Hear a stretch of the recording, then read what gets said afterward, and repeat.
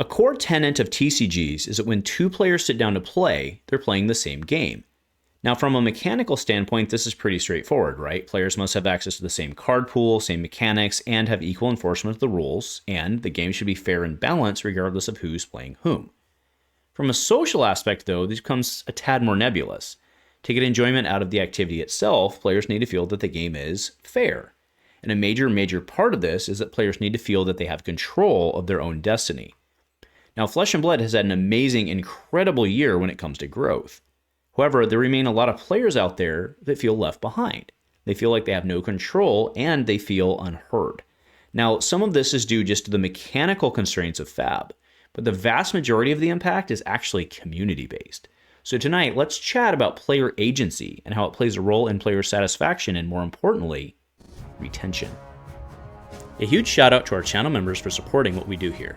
If you want to get involved with the channel and the Dice Commando community, please consider joining as a channel member. Remember, these videos are only possible with your support.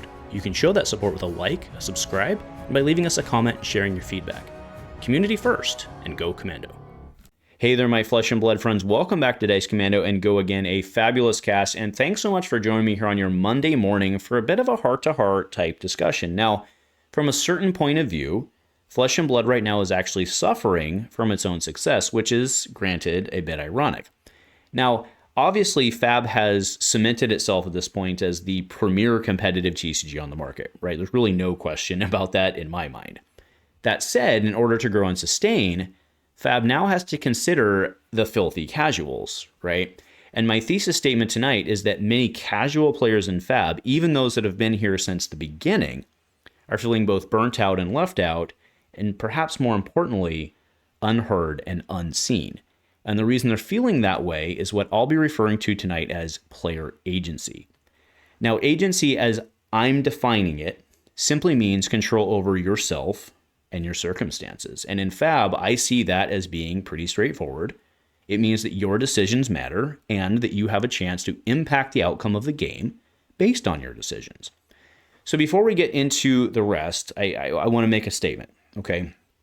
What's good for the game goes beyond just power level, win rates, and counters, right? You can have the most balanced, best designed game in history, but if there's no one to play it against, especially at your LGS level, it's a failed endeavor, right? So to set the stage for this, it's important to talk about the human component, which, granted, especially for a lot of the top tier players out there, is an uncomfortable subject, okay? Now, fair warning, and yes, you can see it from the sidebar over here, I'm going to spend the first part of tonight talking about the science around human needs and, by association, how happy a human is, okay? Which, of course, matters, at least to me and to many others out there, because this is a hobby after all. Right? Meaning it's something that we do in addition to everything else that we do, which means that when it no longer brings us joy, there's no reason for it to be in our lives. In other words, players will leave if they're not having fun. That's what it means, right? Now, for me, obviously, the community around Fab brings me an insane amount of joy, and that's why I use the very limited time that I have to be here and do what I do. But for others, if they're feeling left out, unseen, and unheard, they will leave. And the reality is that 90, 95, maybe even more, whatever, of the player base, that's what they face on a daily basis. We all have limited resources, whether it be monetary, emotional, or time, and we're going to pick accordingly. And if our needs aren't being met, we'll go elsewhere. What you see across the screen right now is Maslow's hierarchy of needs model, which is a psychological approach of organizing human needs from the most basic to the most advanced. Now, I was first exposed to this model through management coaching, with the concept being that as employees' needs are being met, they tend to realize their full potential, and obviously if their needs are not being met, by contrast, they will underperform and they will not be happy, and in many cases, will leave, right? Which is obviously an undesirable outcome. Now, the concept behind this is actually pretty simple. You see here it's organized as a pyramid. Now, the idea is that we have a hierarchy of needs. In other words, right, once you get food and shelter and water, you start looking for the next thing. And once those needs are being met, you start looking for the next thing, which is love. And then you start to look for self-fulfillment and so on, right? So the idea here being that once your psychological needs are met, which is you're not actually looking for basic resources, you get those basic biological needs, right? Which would there, of course, be the S word and all of that, then we can start looking for more fulfillment within our life. Then we go to looking for safety. Now, safety in this case doesn't necessarily mean that a wild animal is going to eat you, but it does start to look at more security, right? And you do see, of course, on here is shelter, right? This is basically the difference of living in a hut or living in your car versus having an apartment or having a home or something like that, right? Starting to take those next steps towards contentment or joy or whatever you may want to define that as, right? And you see another thing there, which is financial security, which in the case of, right, we're talking card games, in many cases, and hopefully you're not going to be spending a lot of money on these card games if you don't have the financial security to achieve the others, right? So I think that this hierarchy applies in many aspects to specifically what we're talking about tonight of card games, which is, yes, a luxury hobby, right? Now, if we move on then to love, okay, love is the next one. And this applies to me in the gaming community. If you actually see the very top bullet there, which is belonging, community, acceptance, and inclusion. I feel like I fit in and I'm accepted and wanted. This basically means I belong. And think about it in gaming. That's why a lot of folks pair off into teams. They find a group to go play with and test with or whatever it may be, right? And you see down there farther's support, understanding, connection, right? This all starts to fit in, right? Once you've got your basic needs met, then you can start to expand. And now you want to start to find a home, right, within a community. We then go to the part which is esteem, which is recognition, appreciation. In other words, am I contributing to that community? Am I getting out of that community what I want, right? And flesh and blood is a community, right? What am I putting in? What am I getting out? What am I getting out? And am I challenged, right? Are there opportunities for growth, right? And then furthermore, I feel like I'm succeeding at what I put effort into, which is the competence part, right? If you feel like you're just throwing a hot dog down a hallway, as it may be, or banging your head against a wall or whatever metaphor you want to use, you're not necessarily going to be fulfilled. Then finally, at the end, we have self-actualization, which is I find purpose and meaning, I find joy, creativity, knowledge discovery. And basically where I see this as applying to flesh and blood is I'm succeeding. I'm starting to get creative. I've found the home. And now I don't need to worry about proving myself with a win. Let's do something else. Let's make a creative deck. Let's make content, whatever it may be, right? Whatever it may be, okay? But the idea here is that once you achieve one level, now you've cemented yourself and you can start looking forward, okay? So with all that said, we also have just a core fundamental tenet of human needs, which is that of fairness. And it's actually really funny for any of you who are fab dads or fab moms out there, you know that kids, when they're very, very, very young, are very concerned with things being fair. Now, they may say, well, it's not fair that I have to go to bed. Well, tough luck, right? But it is very clear that, like, if you put two toddlers next to, and actually, let's take the toddler part out of it. They've actually done this study with dogs even, right? Where if you give you have two dogs and you give one of them a big bone and the other one gets a piece, the other dog who's getting more actually starts to feel bad, right? It's actually very cool, right? It's a very cool psychological experiment, right? So fairness is actually a fundamental core identity to us. Now, what we deem as fair, I think, fits into the hierarchy in terms of how we view that based on our time, right? Like, if you're at the top of the pyramid, you may not care that someone who you view as being lower on the pyramid gets more of the pie than you do, right? And that's why fairness isn't technically on there. But I think it's very important there that it's understood that we need to feel that things are fair. And then lastly, and I think that was clear from maybe the top 2 or 3 of the pyramid, is that we need to feel that we're being heard. And that's part of the feeling that you have influence, feeling that you have agency, right? If you feel that what is frustrating you, that you don't like, is not being heard, or that what you don't like doesn't identify with the group's objective, then you're like, well, I don't need to be part of this group anymore. And I think that's very important for really the rest of this discussion and talking about the stealers of agency right now in the flesh and blood community. Right now, I kind of already took the thunder out of the first one, which is, bang your head on a wall, throw a hot dog down a hallway, right? Whatever it may be. But if you feel like what you're doing doesn't matter, look at where you fall on the proverbial pyramid, right? If you feel like everything you're doing doesn't matter, you don't feel in control, you don't feel like you have influence, you don't feel like you're being successful, and in many cases, you might not feel like you belong, right? So the second bullet there I want to go to is aggro versus control. And I think this is a very good example because we had two very different sides of the spectrum since May, right? Now we had Zen come out, and a lot of the very a lot of folks I'm not blaming the uber competitors for this, right? A lot of folks in the community were not happy with the fact that Zen could just pop off and do, 45, 50 damage, whatever it was, right?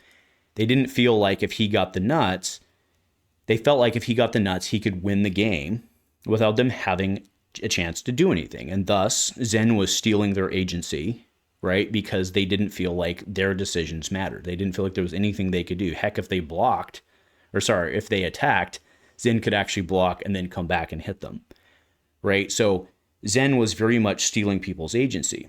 Then you flip it, though, to where we were with CYB Enigma and potentially still are with CYB Enigma, or just Enigma in general, right? We'll talk about CYB later. So let's take the CYB out of it for now, okay? There are many classes, many builds, many archetypes that just cannot beat Enigma, right? I was very scared about Enigma when I saw her revealed in Mistveil. And it took us a while to get there because of Zen, but we're there now. And there are a lot of classes that just cannot do anything, right? I mean, we saw a certain example of that in the finals where the deck just couldn't mathematically put up enough damage. And yes, there was the poison the well thing, right? So you can put in the comments or whatever, but ifs, right? And I'm not talking but ifs, I'm talking conceptually right now, right? Conceptually, there are a lot of cases in which decks just cannot mathematically put up enough value to beat it, and then they just lose to Spectral Shields 40 times in a row, right? So we have on one side Zen, which is, well, I never got to play. And then we have on the other side Enigma, which is, well, I just have no chance of winning, why even play, right? The difference, though, is kind of what we'll talk about below, which is the competitive players were pissed about one, but not the other, right? But functionally, they both provide the same problem statement. I couldn't do anything, my decisions didn't matter. No matter what I did, I wasn't going to win. Those are very different statements, but they're really not. They're different in terms of words, but not in concept, right? So now let's go to the next part, which is the realities in Flesh and Blood of class matchups. Flesh and Blood's class system is awesome. The way that they can go wide in terms of design and how people can, like, it's the flavor and the way that people are like, I'm a brute player, I'm a warrior player, whatever it may be, is absolutely incredible and something I love like none other in this game. But it is a mechanic that actually leads to loss of agency, right? And let's go to the next button there, which is the specialist gaslight, right? So something that when people are trying to, give you the, hey, have you heard about Flesh and Blood? It's like, oh yeah, you can just become a brute player. If you become a brute specialist, if you become a warrior specialist, it doesn't matter what your class is, as long as you're a specialist and you know it better than anybody else, you can do well. And it's just not true. Now, there's a caveat there of, yes, in a game, any specialist on a hero has a distinct advantage and can do quite well against the average player of their bad matchup. But a top-tier warrior player cannot beat a top-tier illusionist player under 99% circumstances, right? Look at a Josh Lau, warrior poster child, phenomenal warrior player. Where the heck was he during Worlds? Because it's just not his meta, right? That doesn't mean he's a bad player. Just wasn't his meta, okay? And, I know we have cards like, oh, well, Jagged Edge is coming. It's like, well, great. That's one silver bullet. So, like, now we're just going down the silver bullet train again, right? So, and even if that does solve the Enigma problem, it doesn't solve the next illusionist mechanic problem and so on, right? And I get it. I'm on a side on a specific case here, but hopefully you understand what I'm driving at is that brutes under certain metas just can't win. Guardians under certain metas just can't win. Warriors under certain metas just cannot win. Right? So we have this whole thing of folks who come in and they're just like, no. You can be a specialist. You can be a specialist and you'll do fine. You will at the armory level. But then, and that's the armory level under an even field, right? But then once everybody's playing the Worlds deck, what are you supposed to do? What are you supposed to do, right? Now, the next part of this is the competitive drowning voice. Okay, and this is probably the biggest thing for the, not necessarily loss of agency, but it is in the feeling unheard, which from a certain point of view is loss of agency, right? Because you feel like you have no contribution, right? You feel like you're not heard. You feel like no matter what you do, it doesn't matter.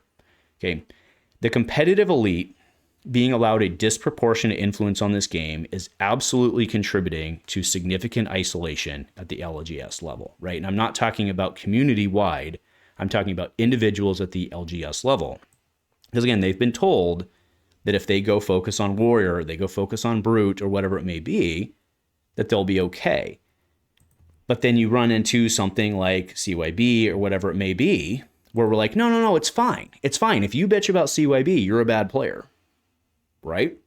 You bitch about CYB, you're a bad player. You just don't understand how the game works. But your deck can't mathematically beat it.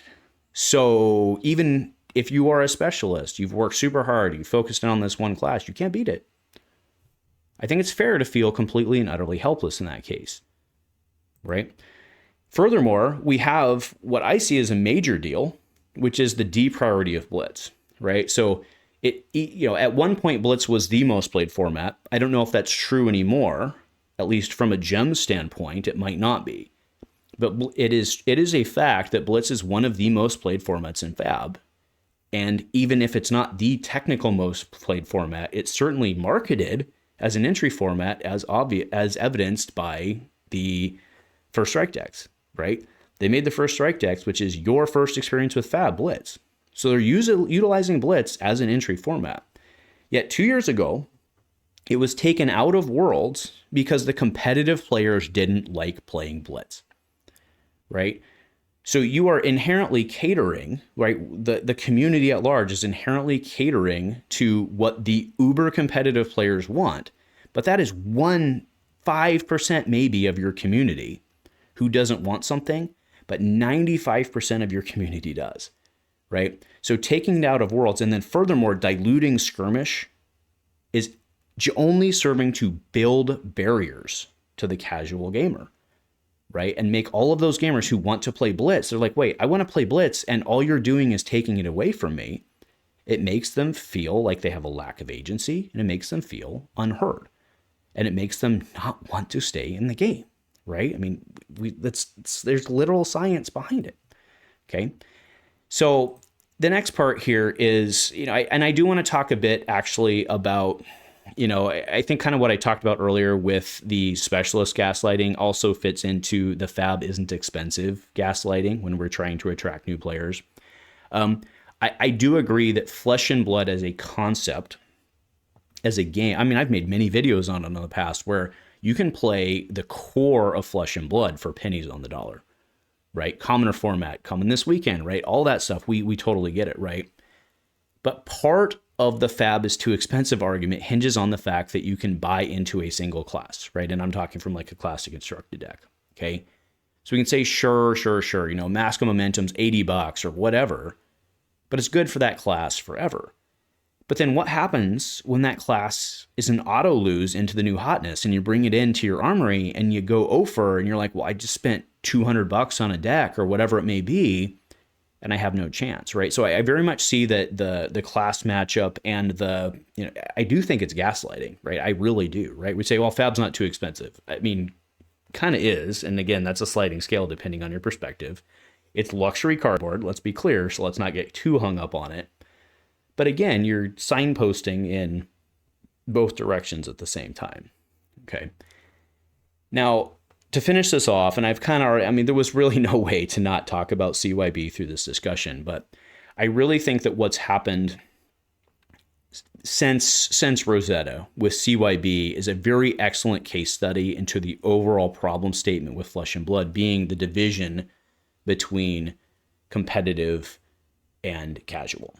Right. And I've said this statement several times, which is what's happening at the LGS level right now is not okay, referring to CYB. And I really haven't backed that statement up with an explanation. So I want to explain what I mean. Right. So if you look at Worlds, we had what? I think 2 CYBs in the top 8. I think that's right.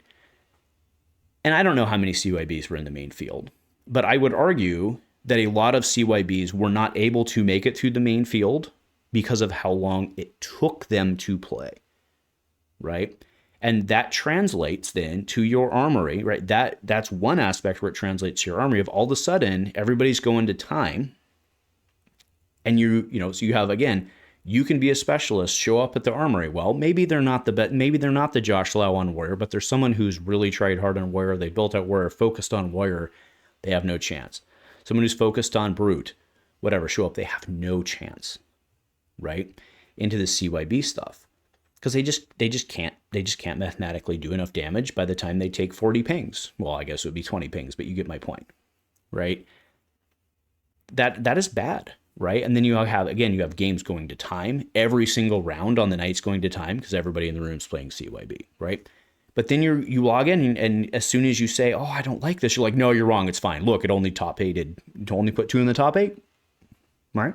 Sure, it went rolls, but no, it's mathematically fine, right? It's a fine card. And that's the division here. It is fine. CYB is completely fine. Completely fine. Should they have banned it?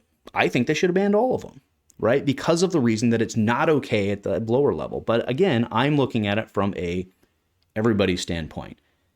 And so much of this game, so much of the people making the decisions are focused in entirely on what's happening at the competitive level, which is good from a certain point of view, because that is what drives your game, but it's not who's going to keep your players that are buying your product.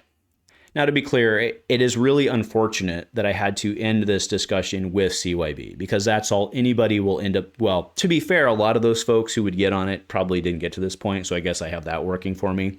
But I really don't want folks to get hung up on CYB itself. CYB is merely just a case study, merely just an example on this, and we've had many, many, many in the past, right? It's like, well, ice is fine mathematically. Well, but you have a whole bunch of people whose decks are completely unplayable.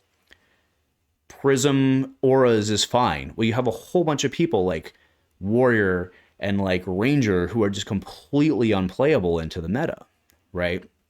So you have this wonderful, amazing class system that people get into. They get into the lore, they get into the classes, and they want to play them, but they're just not, they just don't work. Right? In that moment, and it'll swing later, right? We all get that. But that's a lot to ask someone to hang around for 2 to 3 years for their class to be good again, right? And sure, they can come back, dig the stuff out of the closet, absolutely, right? And then they buy some stuff, and maybe that's the business model. But that's not a community growth. It's not a community sustaining model, right? And I think maybe that's the difference where I'm coming from, okay? So to bring us back again to the model here, right? To Maslow's model, right? But to the argument that I'm really basing this on is right now, there are a lot of folks that feel unheard and they feel like they don't have control of their own destiny. And a lot of those folks, unfortunately, are your 2 to 3 year, maybe even less than that, but a lot of them are your several year players. And they're just like, I've done this for 3 years. I'm not asking to win every single game, but I'm asking for a chance. And right now, I don't feel I have a chance, right? Right now, they feel like they have no control over their destiny and that there's nothing they can do and that the game has left them behind. And I think that's a big problem. I know that it's a big problem. What I think is a problem is the fact that I'm not certain anybody actually cares other than the people being left behind.